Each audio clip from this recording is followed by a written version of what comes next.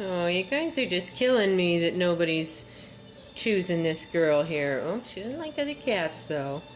Not much. This is the Grand Duchess, and it's just such a thrill to see these cats blossom and learn trust. And honestly, it's only happening in a couple of weeks. It just takes a little bit of patience, and they really, I mean, you can just see it step by step, and that's amazing. And this is here at the center, so imagine what they're going to do at home.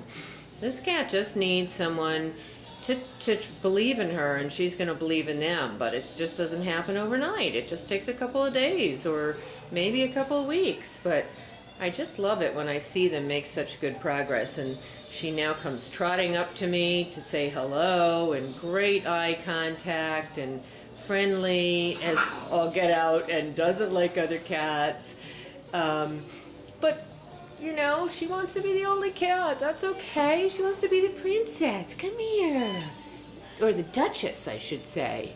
Really such a nice gal. Really, really, really a nice cat. And hates it here. There's lots of other cats. It's a very tough environment to survive in.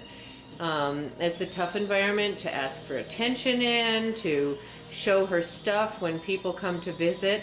She needs someone who just believes in her, that she can do it, because she will. But she's not going to kiss on her first date, and that's okay. It's not going to take long, though. That's what's exciting about this gal. So beautiful, great condition, good habits, four-paw declaw.